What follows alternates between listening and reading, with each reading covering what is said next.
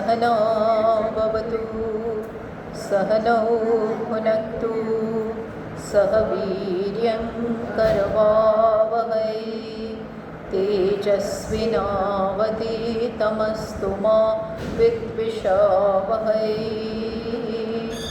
ॐ शान्ति शान्ति शान्तिः। श्रुतिस्मृतिपुराणानाम् आलयं करुणालयं नमामि भगवत्पादं शङ्करं लोकशङ्करं शङ्करं शङ्कराचार्यं केशवं बादरायणं सूत्रभाष्यकृतौ वन्दे भगवन्तौ पुनः पुनः।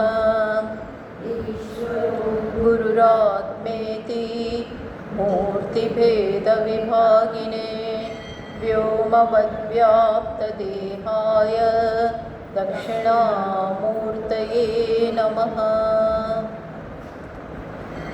પહેલો શ્લોક વાંચીએ. પ્રાતસ્મરામિ રુતિ સંસ્ફુરતાત્મતત્વં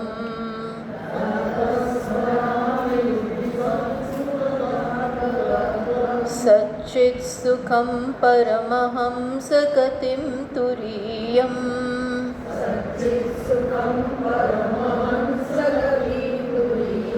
યત્સ્વપ્નજાગરસુષુપ્તમવૈતિ નિત્યં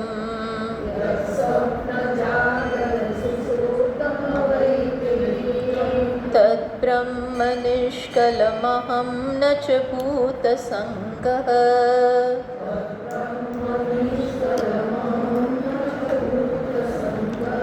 પ્રાતર્ભજામિ મનસો વચસામગમ્યં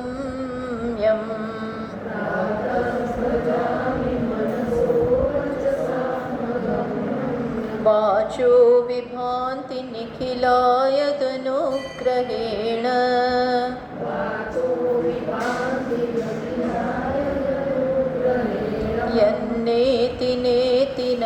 यन्नेति नेति वचनैर्निगमा अवोचुः.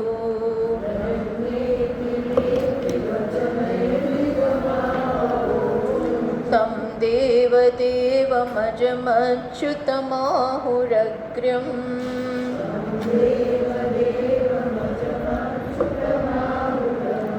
તો આપણે પ્રાતસ્મરણ સ્તોત્રમાં આ શ્લોક ચાલી રહ્યો હતો. બીજા શ્લોકમાં કહ્યું પ્રાતઃકાળે જે આત્માનું નિધિધ્યાસન થઈ રહ્યું છે એની આ વાત છે. પ્રાતર ભજામી મનસઃ વચસામ અગમ્યમ. પ્રાતઃકાળે હું ભજન કરું છું.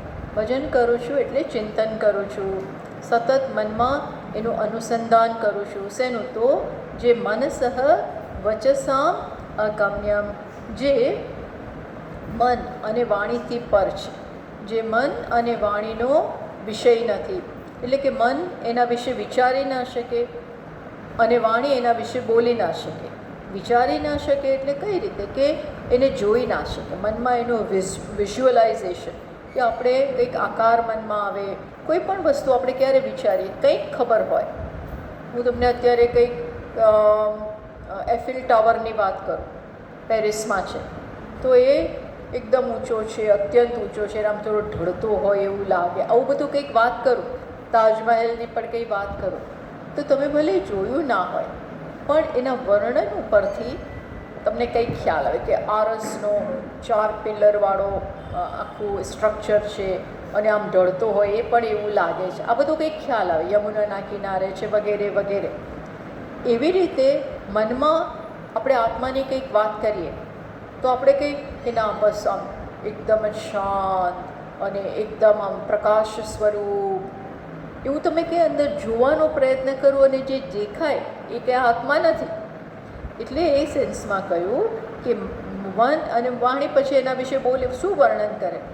જે વિષયમાં જાતિ હોય, ક્રિયા હોય, ગુણ હોય, સંબંધ હોય, રૂઢિ, કોઈકની કોઈક જાતિ હોય, કંઈક ક્રિયા હોય, કે કંઈક ક્રિયા કરતા હોય તો આપણે કહીએ કે ભાઈ રસોઈયો, તો આપણને ખ્યાલ આવે કે રસોઈયાનું કામ છે રસોઈ કરવાનું. ક્રિયા એ આવી ગઈ. ગુણ એટલે બહુ સારા છે, બહુ સજ્જન છે. તો પણ કંઈક સમજ પડે, આપણા મનમાં એનો કંઈક ખ્યાલ આવ્યો. સંબંધ કે ભાઈ મારી માસીનો દીકરો, એટલે માસી અને એનો દીકરો, માસી સાથેનો કયો સંબંધ? તો કે મારી માતાની બહેન અને એનો દીકરો, એટલે એ પ્રકારે અમે કઝિન્સ છીએ. આવી કંઈક મનમાં સમજ પડે ને. તો એવી રીતે આત્મા વિશે શું વાત કરીએ? કોના કઝિન, કોનો દીકરો, કોની માં, કયું રૂપ, કયું રંગ, આ કંઈ ખ્યાલ ના આવે. જાતિ, ક્રિયા, ગુણ, સંબંધ અને રૂઢિ. રૂઢિ એટલે એક વસ્તુનું એક નામ પડી ગયું હોય. કોઈક એના ઘણી વસ્તુના નામ પાડી દઈએ છીએ ને આપણે, બહુ જાડીઓ કે બહુ તાળ જેવો, પછી એ વ્યક્તિનું નામ ના લઈએ, આપણે એને કેવી રીતે ઓળખીએ? જાડિયા તરીકે. જ્યારે એની વાત થાય ત્યારે આપણે કહીએ પેલું જાડિયો. એ શું થઈ ગયું? રૂઢિ થઈ ગયું. એમાં રૂઢ થઈ ગયું એ શબ્દ, કારણ કે એ બહુ પહેલવાન છે એટલે એમાં એ નામ. એવી રીતે આત્માનું એવું રૂઢ થઈ ગયું હોય એવું કોઈ નામ નથી, એવી પણ એના કોઈ આકાર નથી. ટૂંકમાં આ બધું હોય તો આપણે મન અને વાણીથી એને પહોંચી શકીએ, જોઈ શકીએ. ત્યારે આવું કંઈ નથી. એટલે કહ્યું મનસા વચસામ અગમ્ય. અગમ્ય મન અને વાણી ત્યાં પહોંચતી નથી, એવું આ છે. મન અને વાણી પહોંચતી નથી એમ કહીને બહુ સારી વાત કરી. મન જો એને જોતું હોત, એના વિશે કંઈ કલ્પના કરતું હોત અને વાણી એના વિશે બોલતી હોત તો શું થાત? તમે મને કહો. આપણે એને જોત, આપણા માટે એ દૃશ્ય બનત, જોવાનો વિષય બનત, બરાબર? અને જોવાનો વિષય એ બને તો હું એને જોઉં. અને હું કોણ? જોનાર. જોનાર અને જોવાનો વિષય, આ પ્રકારનું દ્વૈત થયું. દ્રશ્ય અને દ્રષ્ટા દ્વૈત થયું. તો આત્મા મારાથી અલગ થઈ ગયો. જોવાનો વિષય તો એ દૃશ્ય બની જાય. હું તો અલગનું અલગ કે અલગની અલગ જ, તો હું કોણ? વળી પાછો એ પ્રશ્ન આવીને ઊભો રહે. એટલે અહીંયા કહી દીધું કે મન એ અલગ નથી, એ દ્રષ્ટાનું પોતાનું સ્વરૂપ છે. મનસા વચસામ અગમ્યમ. તો પછી વાણી એની કેવી રીતે વાત કરે છે? તો આપણે આ બધું જોઈ ગયા છે. વાચો વિભાંતિ નિખિલા યદ અનુગ્રહેણ. આખી ને આખી વાણી, જે વાણીનો વિષય નથી પણ આખી ને આખી વાણી જેના કારણે બોલે છે. જ્ઞાનેન્દ્રિયો કર્મ એના કારણે છે. યેન ચક્ષુંષી પશ્યતિ, જેને કારણે ચક્ષુ જુએ છે. યેન શ્રોત્રમ ઇદમ શ્રુતમ, જેને કારણે કાન સાંભળે છે. યન મનસા ન મનુતે યેન આહુર મનોમતમ, મન જેના કારણે વિચારી શકે છે.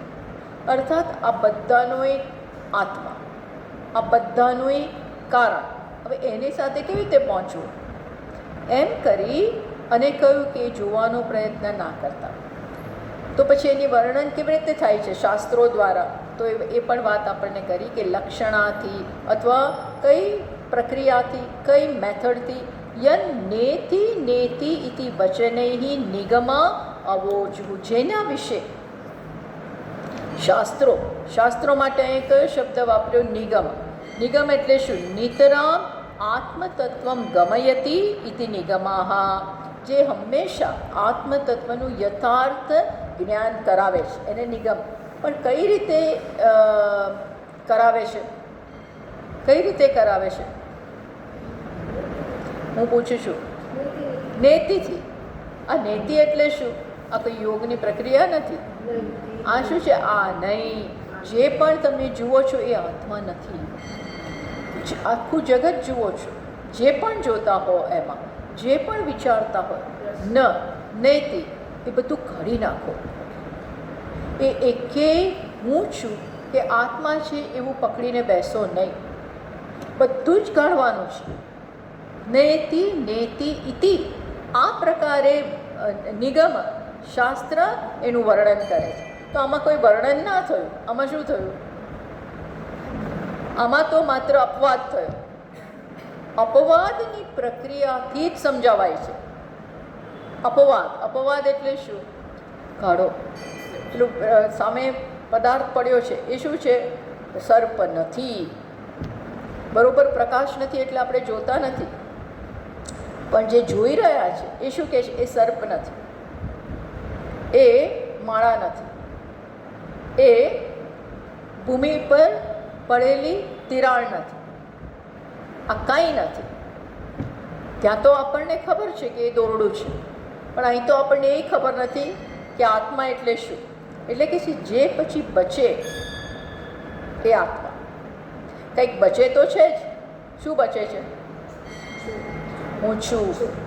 આ છુંનો કોઈ નિષેધ નથી કરી શકતો. આનો નિષેધ થઈ જાય, આ નહીં, આ નહીં, આ નહીં, આ નહીં, આ નહીં, મન નહીં. બહારનો નિષેધ કરી અને જેને અંદર કહીએ છીએ પોતાનું શરીર, જેને આપણે હું માનીએ, એમાંય બધું નિષેધ કરો. આ નહીં, ઇન્દ્રિયો નહીં, પ્રાણ નહીં, મન નહીં, બુદ્ધિ નહીં, ઇવન અહંકાર નહીં. હું વિશેના જે વર્તમાન ખ્યાલ છે, આપણે ખ્યાલ હોય જ છે હું વિશેનો. ભાઈ હું સ્ત્રી છું, પુરુષ છું, ઓફિસર છું, માતા છું, પિતા છું, લાંબો છું, ટૂંકો છું, જાડો છું, મને આવડે છે, મને નથી આવડતું, સારો છું, ખરાબ છું, ભારતીય છું, આટલી ઉંમરનો છું, સશક્ત છું, સશક્ત નથી, વગેરે વગેરે વગેરે વગેરે. આ બધા કોના વિશેના ખ્યાલ છે? હું વિશેના. એને કહેવાય અહંકાર. ઉપાધિ સાથે તાદાત્મ્ય કરી અને આપણે આપણા વિશે ગ્રંથિઓ બાંધી છે. શું કહેવાય? ગ્રંથિ. ગ્રંથિ એટલે આવી બધી ગાંઠ જે કઈ રીતે સર્જાય છે?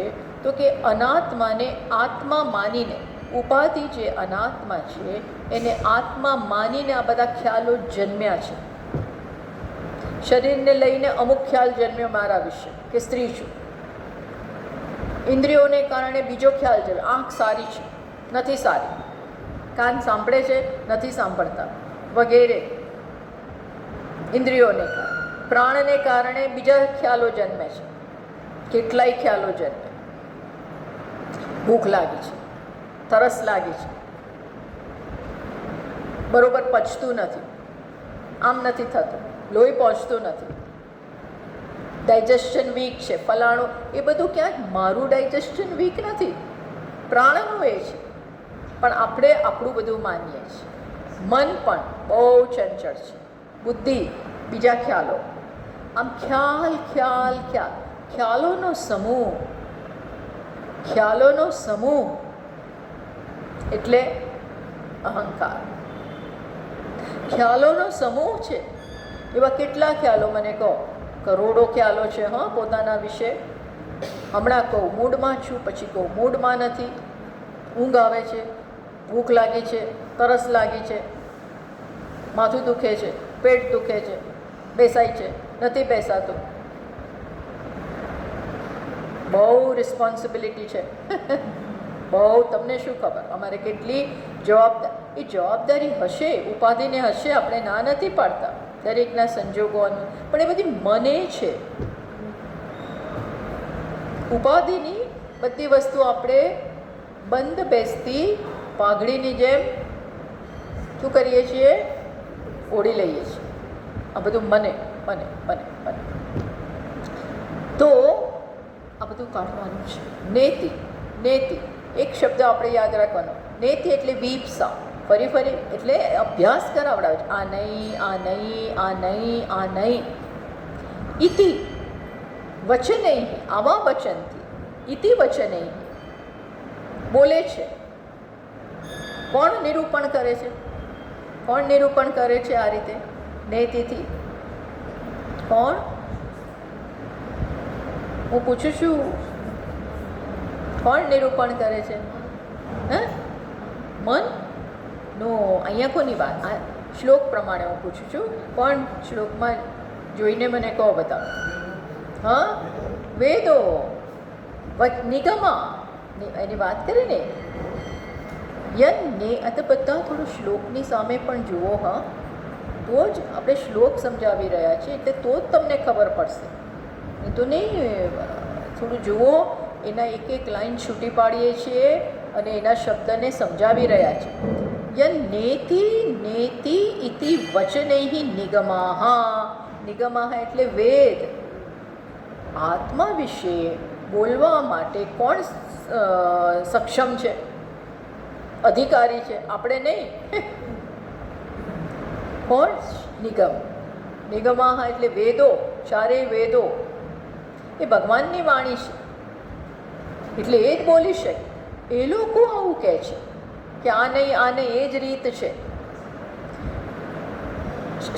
શાસ્ત્રો આત્માનું નિરૂપણ કરે છે, પણ કઈ રીતે કરે છે? કઈ મેથડ? કઈ મેથડ? કઈ મેથડ? એક મિનિટ, બધા હું પૂછું તો ગભરાઈ ના જાઓ, ગભરાઈ ના જશો. પણ તમે જરા ચોપડી સામે છે, હું બોલી રહી છું, એ બધું વિચારીને મને જવાબ આપો. એટલે બધા એલર્ટ થઈ જાઓ, બધા એલર્ટ થાઓ. કોણ આવું બોલે છે? બેન, બેનનું નામ શું? કોણ આવું કહે છે? કઈ પ્રક્રિયાથી કહે છે? કઈ મેથડ? આમ છે, આમ છે એવી મેથડ? આત્મા આ છે, આવો છે એવી મેથડ? કે પછી આ નથી? શું નથી? રૂમાલ આત્મા છે? ના. અકલીફ આત્મા છે? ના. નેતિ. એ ધ્યાન આપો. પુસ્તક તો ક્યાં છે? પુસ્તક ગઈ વખત જોતી અને સારું. નેતિ નેતિ ઇતિ વચનૈઃ. આવા વચનોથી કોણ બોલે છે? નિગમાઃ.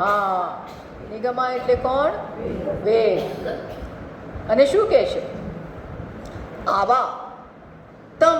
તમ એટલે આવા. એ આત્મા, એ આત્મા, એની વાત ચાલે. એ આત્મા વિશે વિદ્વાનો દેવ દેવમ અજમ અચ્યુતમ આહુહુ અગ્ર્યમ. આ રીતે એ દેવાધિદેવ, દેવદેવ. મહાદેવ તો દેવના દેવ છે, પણ ખરો દેવ કયો છે? આત્મદેવ. મહાદેવનોય દેવ. કયા સેન્સમાં? મહાદેવનોય આત્મા, વિષ્ણુનોય આત્મા, બ્રહ્માનોય આત્મા. બધા દેવતા દેવીઓ પ્લસ જગતમાં જે કાંઈ છે એનો આત્મા. એટલે એને શું કીધું? દેવાદિદેવ. દેવદેવમ, દેવતાઓનોય દેવતા. તમ દેવ દેવમ. વળી પાછા એ આત્મા કેવા છે? પછીનો શબ્દ કયો છે? નહીં. ના, એના પહેલા તમ દેવ દેવમ અજમ. અજમ કેવા છે? અજન્મા. તમ દેવ દેવમ અજમ. અજન્મા છે, નું જન્મ જ નથી. બોલો કેટલું સરસ. કેમ? સરસ શું? જન્મ નથી તો? જન્મ નથી તો શું નહીં હોય? શું નહીં આવે? કે વિકાર. મૃત્યુ તો છેલ્લો વિકાર છે. પછી કારણ કે એના પછી વળી પાછો જન્મ. બધા વિકાર જન્મ એટલે બધા વિકારોની પરંપરા. એક પછી એક વિકારો આવે જ ને. અસ્તિ જાયતે વર્ધતે વધે વિપરિણમતે. ચેન્જીસ આવે. કેટલા ચેન્જ આવે છે આપણા જીવનમાં. તપાસ કરો ને. જન્મ્યા ત્યારે કેટલા સરસ નાના નાના, કેટલા નાના નાના સરસ. પછી અત્યારે છે એ ખરાબ છે એવું કહેવાનું નથી, પણ એમાં ચેન્જીસ છે, વિકાર છે. અને ધીમે ધીમે વિનશ્યતિ. નાશ તરફ જઈએ છીએ ને. શરીર નાશ તરફ. કોણ નહીં? આત્મા નહીં. શરીર નાશ તરફ જાય છે, હું નહીં. એટલે આ સ્વીકારવાનું નહીં. અજમ. આત્મા અજમ એટલે ખરેખર આત્માનો નો બર્થડે, જન્મદિવસ આત્માનો નથી, શરીરનો છે. આત્માને જન્મદિવસ જ નથી. એટલે મૃત્યુતિથિ એ નહીં આવે.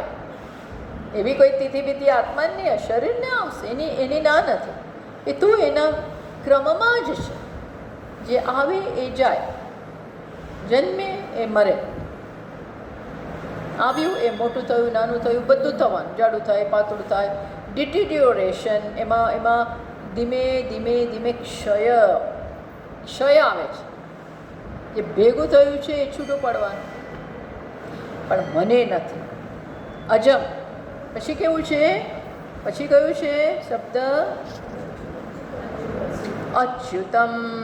અચ્યુત એટલે જેનામાં કોઈ, જે ખસતું નથી, જેનામાં કોઈ કરતા કોઈ વિકાર નથી, એને અચ્યુત કહેવાય.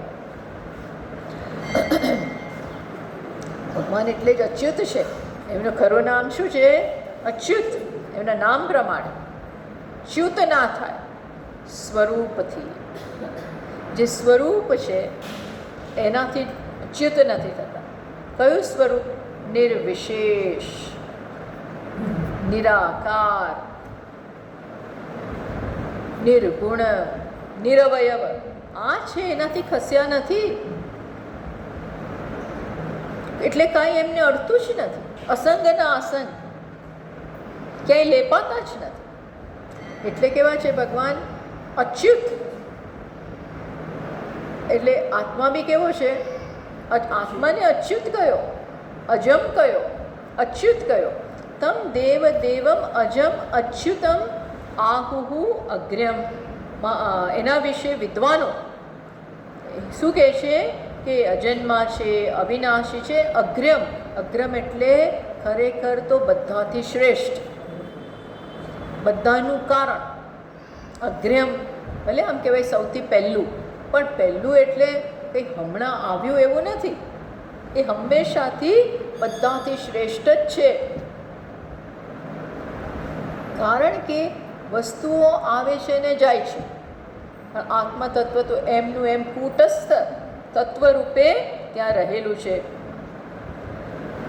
વસ્તુ છે ને, કોઈ પણ વસ્તુ એના કારણમાં લય થઈ જાય. ઘડો હોય એ માટીમાં જતો રહે, જેનું જે કારણ હોય એમાં એ લય પામી જાય. તો દરેક વસ્તુ ખરેખર ક્યાં લય પામે છે? મુખ્ય કારણમાં. એ કારણ કયું છે? આત્મા. ઉપાદાન કારણ કહો, નિમિત્ત કારણ કહો, અને વાસ્તવમાં બધા કાર્ય કારણના સંબંધથી પર આ બધું જોઈએ ત્યારે એનું કારણ આત્મા, એનું કારણ આત્મા. બધું ત્યાં અહમ સર્વસ્ય પ્રભવ. ભગવાન કહે છે મારામાંથી બધાનો જન્મ છે, મારામાં લય છે, મારામાં સ્થિતિ છે. જેમ ઘરેણુંનો જન્મ પણ સોનામાં, સ્થિતિ પણ સુવર્ણમાં, અને લય પણ સુવર્ણમાં. પેલું બંધ કરી દો ને ભાઈ પ્રવીણભાઈ બાણો.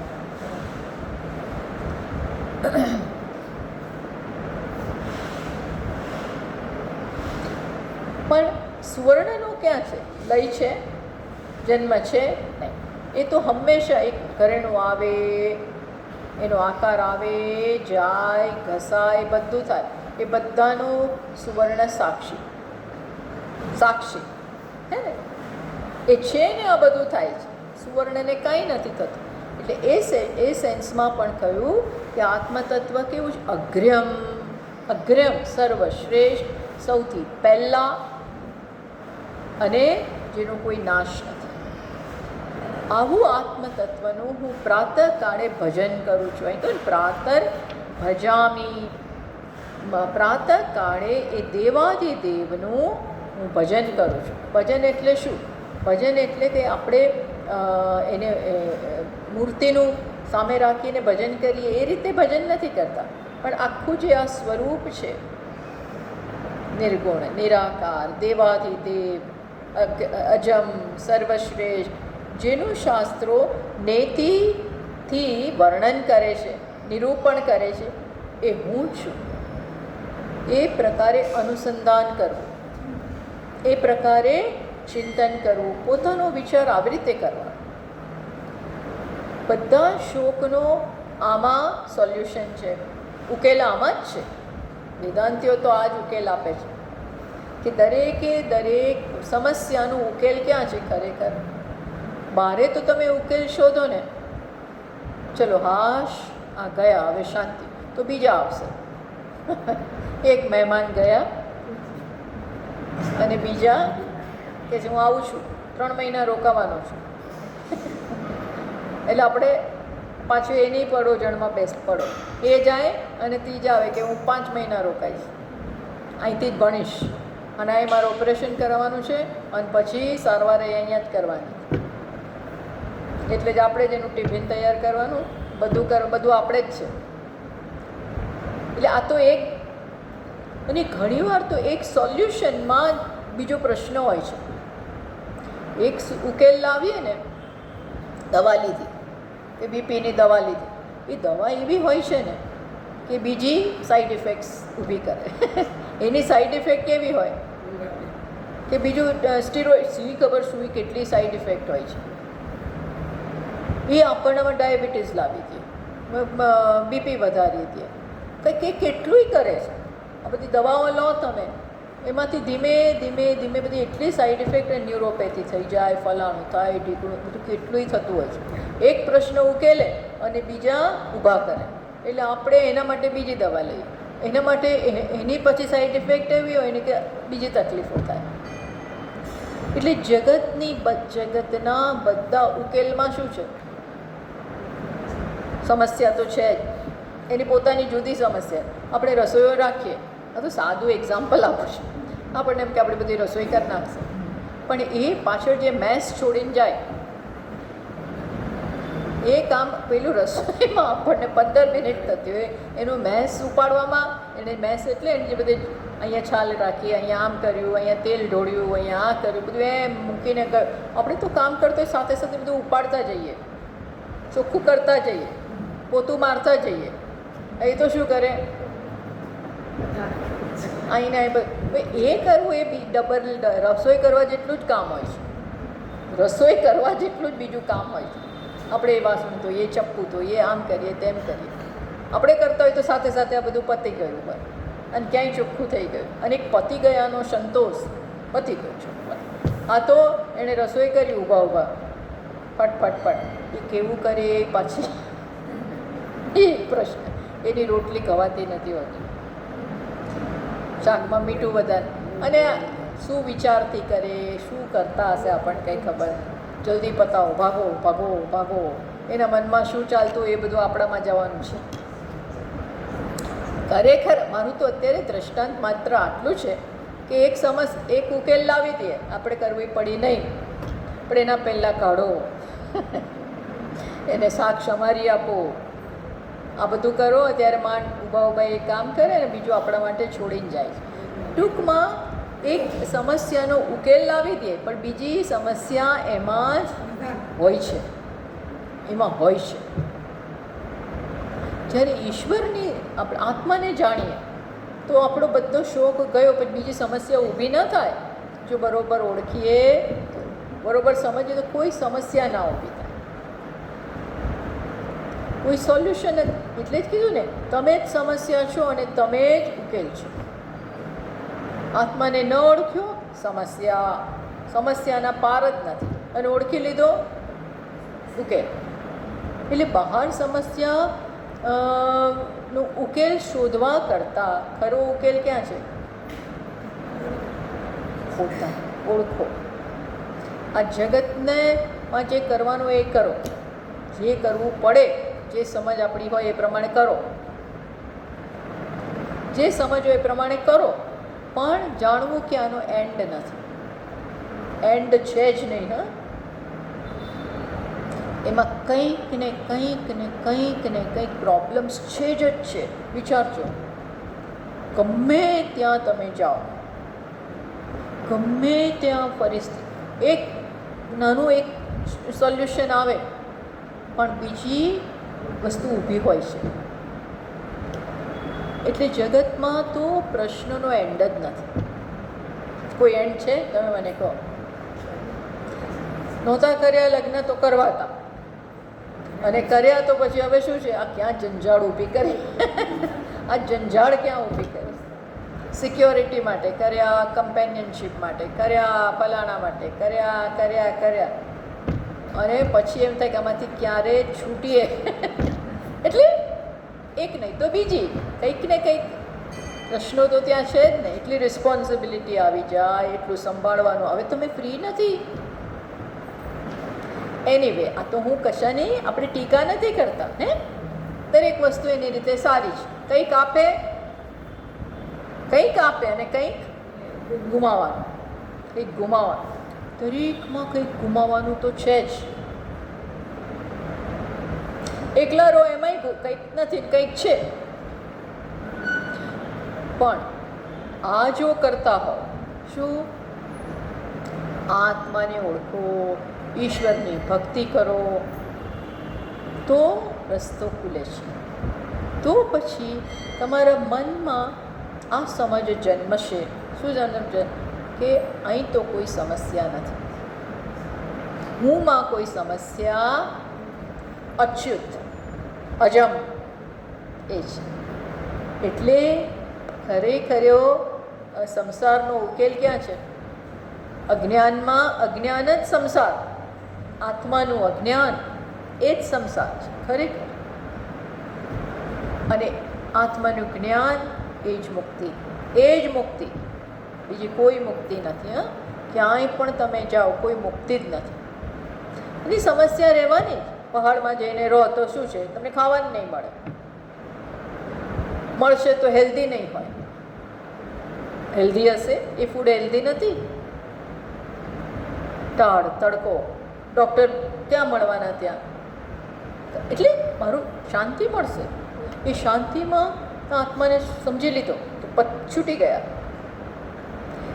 ખ્યાલ આવે છે ને હું શું કહું છું? એટલે આ પ્રાતઃકાળે હું બેસી અને આ વિચારું કે આ ક્યાં ભટકું છું, કેટલા ભટકીએ છીએ. એના બદલે દેવાધિદેવ આત્માને ઓળખું. આ એનું ભજન થયું. સ્વસ્વરૂપ અનુસંધાનમ, સ્વરૂપનું અનુસંધાન આવી રીતે કરવાનું. તો એ કર્યું. હવે ત્રીજા શ્લોક, છેલ્લો શ્લોક. પ્રાતર્નમામિ તમસઃ પરમર્કવર્ણમ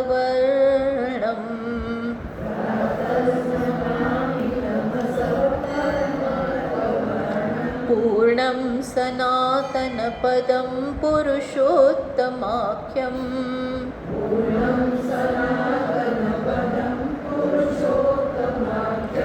યસ્મિન્નિદં જગત શેષમશેષમૂર્તૌ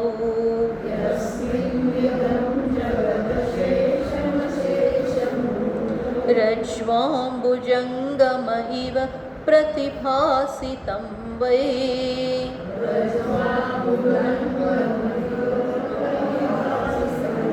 પ્રાતર નમામી. હવે હું પ્રાતઃકાળે નમન કરું છું પોતાને ને પોતાને.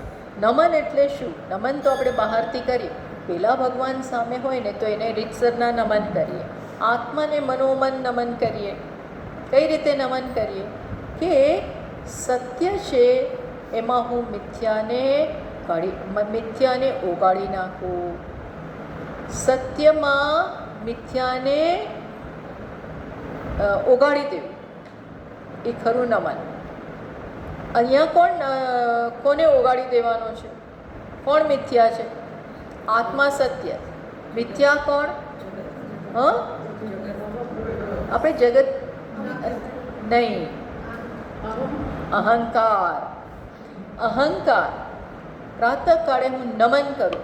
આપણે પગે લાગીએ તો આત્મામાં અહંકારને દૂર કરો. દૂર મીન્સ કે અહંકાર મિથ્યા છે એ સતત જાણીને એનો નિષેધ કરો. કાઢવાનો કઈ રીતે કાઢવાનો? આપણે આપણી જાતને કઈ રીતે કાઢવાના છે? આત્મામાં અહંકારનો નિષેધ એટલે નમસ્કાર. કઈ રીતે? એટલે આનો માટેનો મંત્ર હંસ હંસાય વિદ્મહે તન્નો હંસ પ્રચોદયાત. હંસ આત્માને હંસ એટલે પોતે જ, એટલે કે અહંકાર પોતાના વાસ્તવિક સ્વરૂપને પ્રાર્થના કરે છે કે અમે તને જાણવા માગીએ છીએ, તું અમારા ઉપર કૃપા કર. કોણ કોને કહે છે? કોણ કોને કહે છે?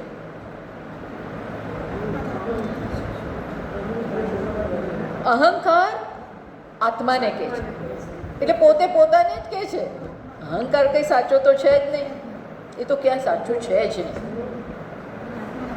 એટલે આવું નમન, અહીંયા ભગવાનને નમસ્કાર કરીએ જુદા છે, એ સત્ય જ છે, પણ અહીંયા તો જે મારું સત્ય છે અને જેને મેં અત્યાર સુધી પકડી રાખ્યું છે એ ખોટું છે, એ સત્ય નથી એવું સમજવું એ ખરો નમસ્કાર. એટલે અહીંયા એ કે છે પ્રાતર નમામી, પ્રાતઃકાળે હું આ પ્રકારે આત્માને નમસ્કાર કરું.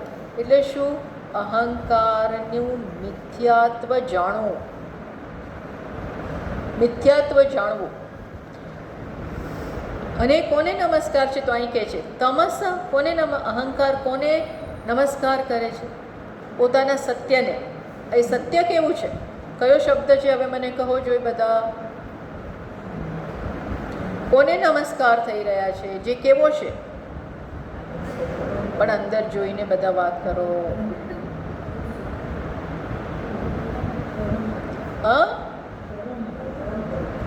ના, પ્રાતર નમામી, સવારના પોરમાં હું આ પ્રકારે અભેદ રૂપે આત્માને નમસ્કાર કરું છું. પણ એ આત્મા કેવો છે? ના, પહેલી લાઈન જ આપણે હજી સમજાવી.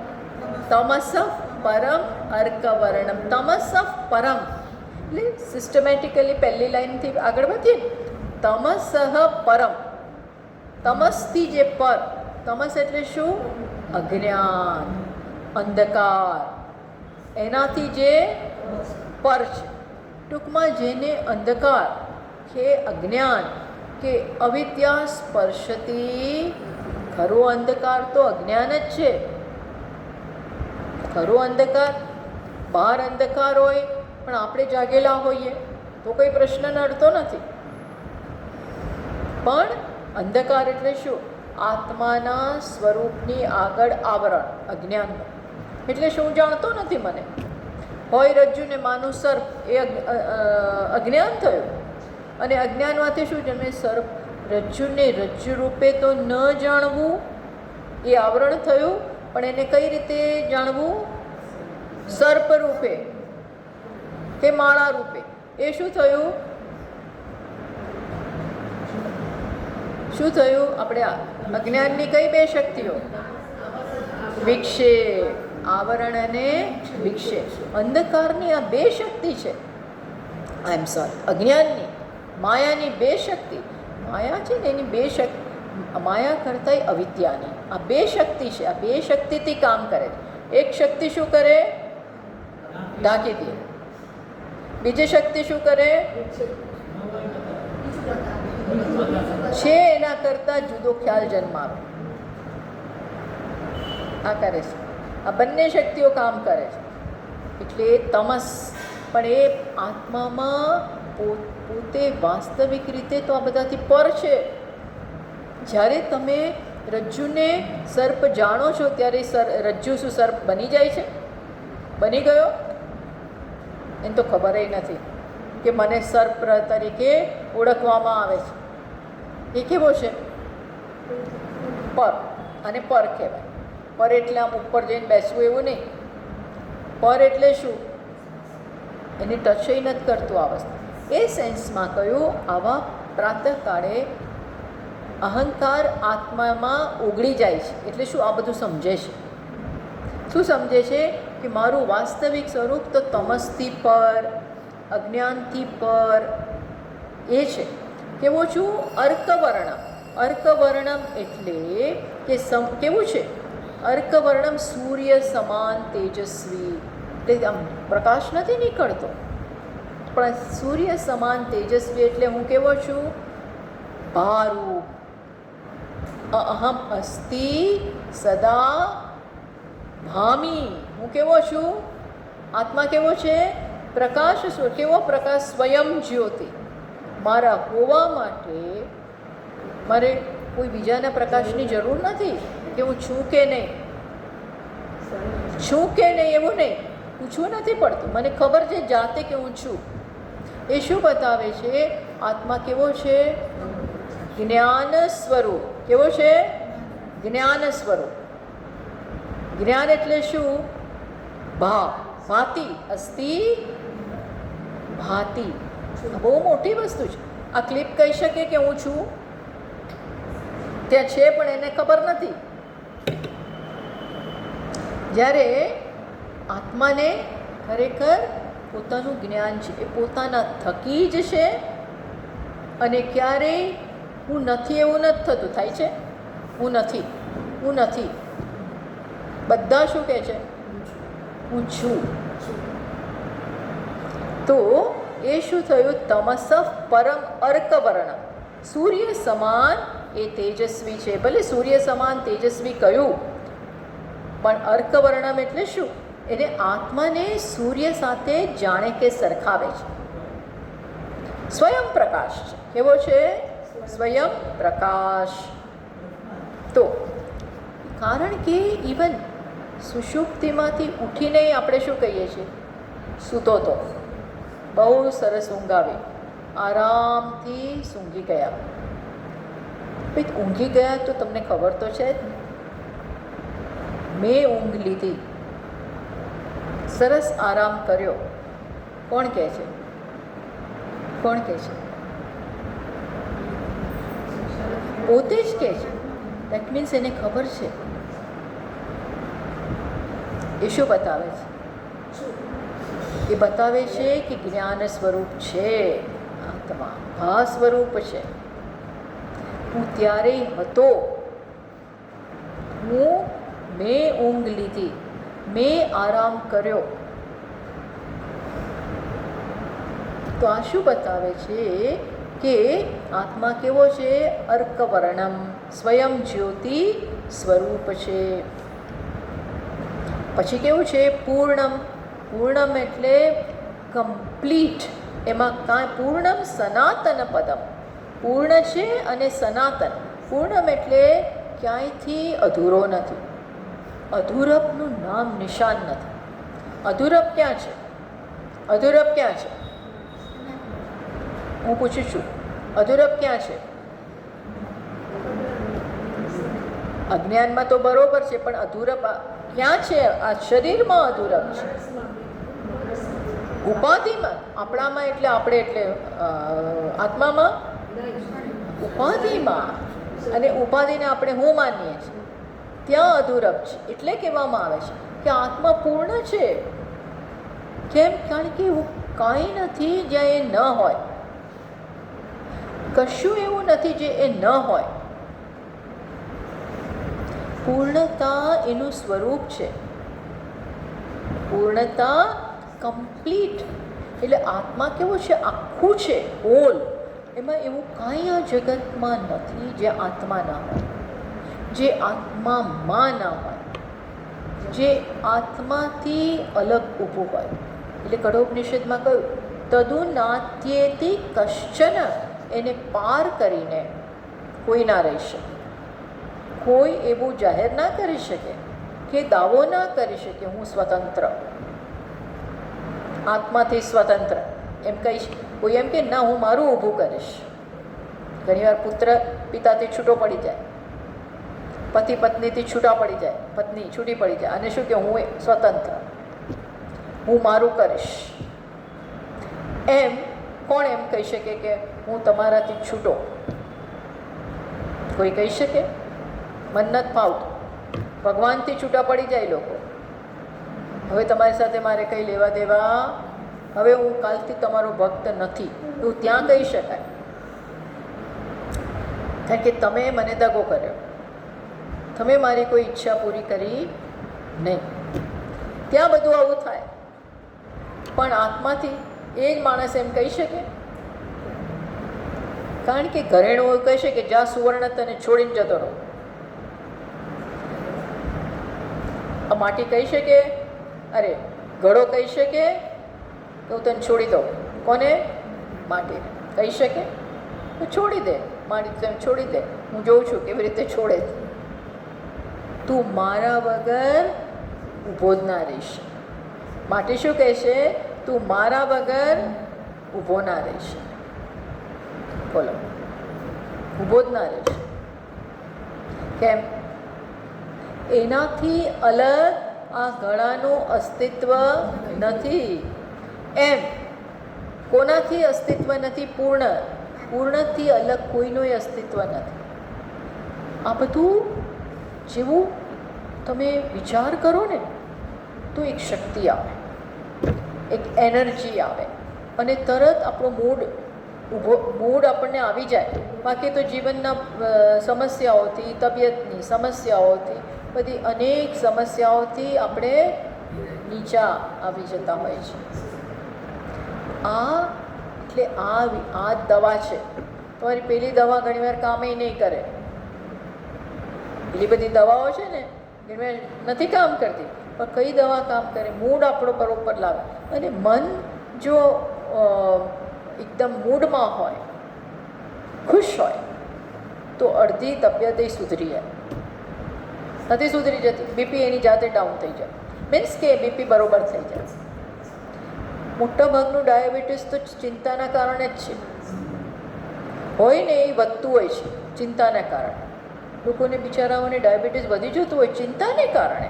ચિંતા બહુ મોટો રોગ જન્માવે છે, સ્ટ્રેસ. પણ આવું વિચાર એને કયો સ્ટ્રેસ આવે? મને કહો. આવું વિચારો તો કયો સ્ટ્રેસ આવે? જો વિચારતા આવડે તો, આ પ્રમાણે જ વિચારીએ તો સ્ટ્રેસ જન્મે. હાથે કરીને શું કરવાનું? મારા પર ઓઢું છું, છોડો, મને તો કંઈ થતું જ નથી. નાયમ હંતિ ન હન્યતે. ભગવાન એટલા માટે જ તો સમજાવે છે. શોકનું કોઈ કારણ જ નથી. અર્જુન, હાથે કરીને તું શોકને પકડીને બેઠો છે. તું છોડીશ તો એ જતું રહેશે. આપણે પકડીએ છીએ અને પછી કહે છે છૂટતું નથી, છૂટતું નથી, છૂટતું નથી. પણ પકડો છો કોણ? પકડે છે કોણ? કોણ પકડે છે? આપણે જ પકડીએ છીએ. છોડવાનો શું ઉપાય છે? આ ઉપાધિને અને મારી વચ્ચે જે અંતર છે એ અંતર રાખવું. અંતર રાખીએ આપણે તો એને અહીંનું જે છે મારું મારું. તું પૂર્ણ સનાતન પદમ. આ સનાતન સ્વરૂપ છે. સનાતન એટલે નિત્ય, જ્યાં કાળ કામ નથી કરતો. કાળનો એ કાળ આત્મા છે. કાળથી પર. કાળ શરીરને ટચ કરે છે, આત્માને ના કરી શકે. કેમ? યમરાજાનો કાળનો એ આત્મા છે. પૂર્ણમ સનાતન પદમ. તો પુરુષો કોણ છે? આ પુરુષોત્તમ આખ્યમ. એ કયા નામથી ઓળખાય છે આત્મા? પુરુષોત્તમ. પુરુષોત્તમ ભગવાન ખરા, પણ એ ખરા પુરુષોત્તમ કોણ છે? બધાથી ઉત્તમ. એટલે હવે આપણે આ સમજવું પડે. પુરુષોમાં જે ઉત્તમ છે. કયા બે પુરુષ છે સંસારમાં?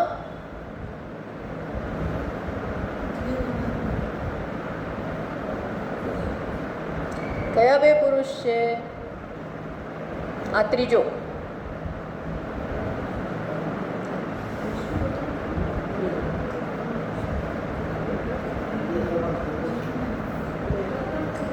હા,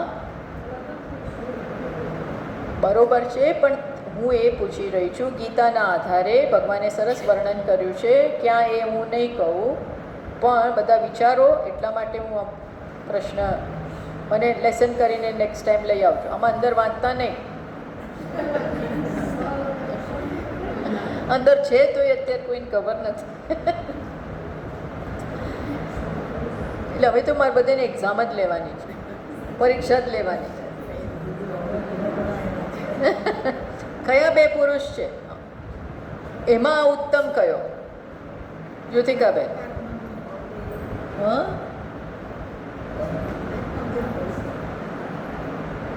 દ્વૌ પુરુષો લોકે ક્ષરશ્ચાક્ષરૈવ ચ ક્ષરઃ સર્વાણિ ભૂતાનિ કૂટસ્થોક્ષર ઉચ્યતે.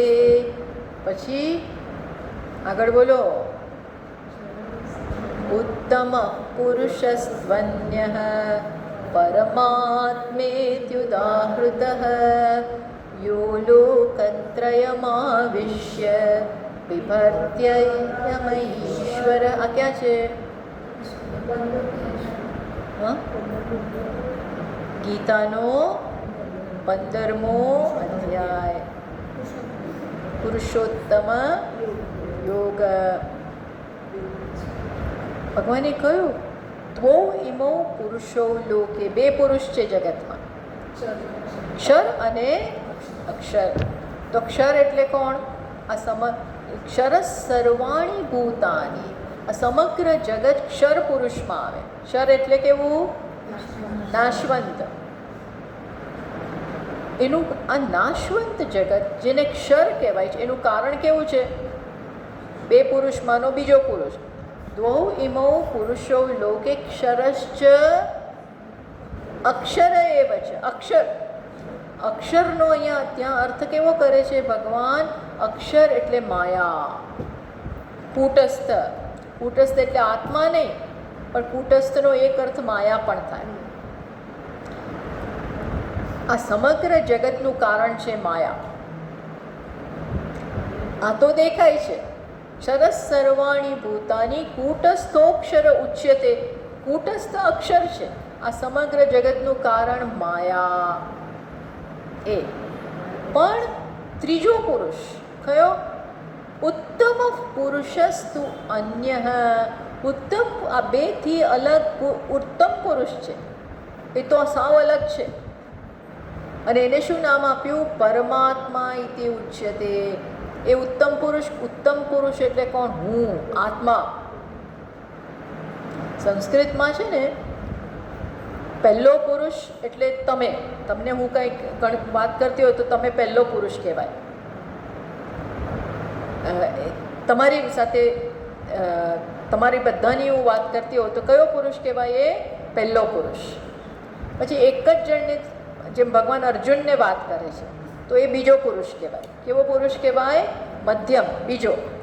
અને પોતાના વિશે કહેતા હોય એ કેવો પુરુષ કહેવાય? ઉત્તમ.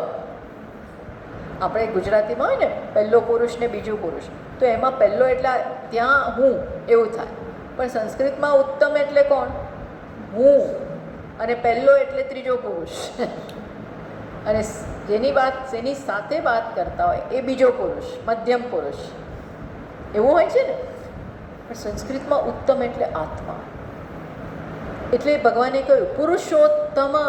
આ બંનેમાં જે ઉત્તમ છે એ અન્ય છે, વિલક્ષણ છે. બસ એવો હું છું.